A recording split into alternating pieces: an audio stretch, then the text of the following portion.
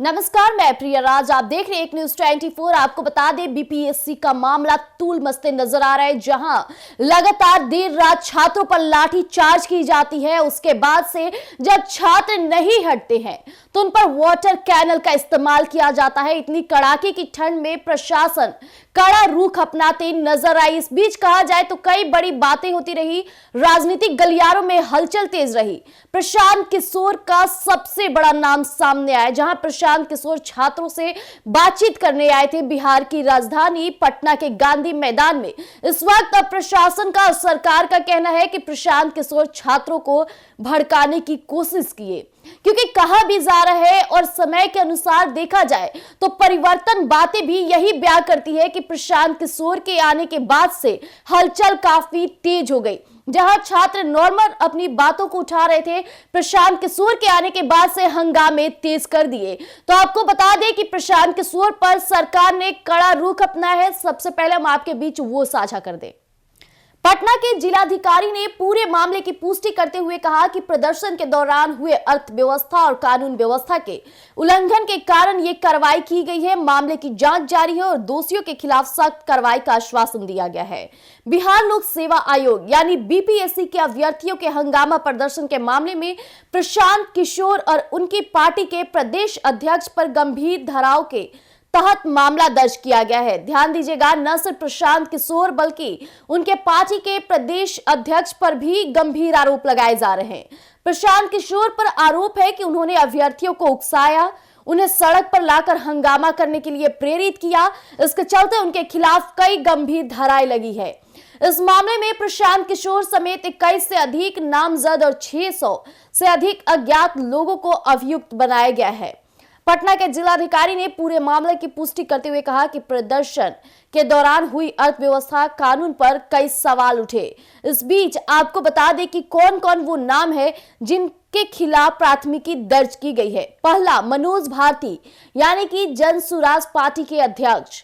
उसके बाद आपको बता दें, रहांशु मिश्रा कोचिंग संचालक, निखिल मणि तिवारी, सुभाष कुमार ठाकुर, शुभम स्नेहिल, प्रशांत किशोर। 2 बांसर जो प्रशांत किशोर के साथ थे उनका भी नाम दर्ज किया गया है। आनंद मिश्रा, राकेश कुमार मिश्रा, विष्णु कुमार, सुजीत कुमार सुनामी कोचिंग के सहित कुल 21 नामजद और 600 से 700 अज्ञात के खिलाफ प्राथमिकी दर्ज की गई। बिहार की राजधानी पटना में बीपीएससी अभ्यर्थी पिछले कई दिनों से अपनी मांगों को लेकर विरोध प्रदर्शन कर रहे थे। इस बीच आपको बता दें, नीतीश कुमार से बातचीत होगी, ये मकसद था, उनको निकाला गया था, लेकिन बीच में ही बैरिकेडिंग लगाकर उन्हें रोकने की कोशिश की गई। कैंडिडेट्स नहीं रुके और वे बैरिकेडिंग्स को तोड़ करके आगे बढ़ते रहे। आखिर में जब वे जेपी गोलंबर पहुंचे तो पुलिस ने उन पर पानी की बौछारें कर दी। इस दौरान पुलिस ने उन पर लाठी चार्ज भी किया, फिर उन्हें जेपी गोलंबर से उन्हें हटा दिया गया। दरअसल अभ्यर्थी का कहना था कि कई दिनों के विरोध प्रदर्शन के बावजूद नीतीश कुमार सरकार ने उनसे बातचीत तक नहीं की है। इसके बाद प्रशांत किशोर की अगुवाई में उन्होंने सचिवालय की तरफ मार्च करने का फैसला लिया। गांधी मैदान से वे रविवार शाम यानी कल रात सरकार से बातचीत करने के लिए निकले थे। उन्हें रोकने के लिए बिहार पुलिस ने कई लेयर में बैरिकेडिंग भी की। होटल मौर्या पर भी बैरिकेडिंग की गई, लेकिन अभ्यर्थी उसे तोड़ते हुए आगे बढ़े, जहां बिहार पुलिस उन्हें रोकने के लिए पहुंच गई। जेपी गोलंबर से सामने आए वीडियोस में देखा जा सकता है, जो तस्वीरों के माध्यम से हम आपको दिखा रहे हैं कि किस तरह अभ्यर्थियों पर पानी की बौछारें की जा रही है। इस ठंड के समय में वे पिछले कई दिनों से अपनी मांगों को लेकर के विरोध प्रदर्शन कर रहे थे और अभ्यर्थियों के हाथों में तिरंगा भी देखा जा सकता है। इस बीच उन पर पुलिस ने डंडे बरसाए और फिर उन्हें दूर तक खदेड़कर सड़क खाली करा दिया गया।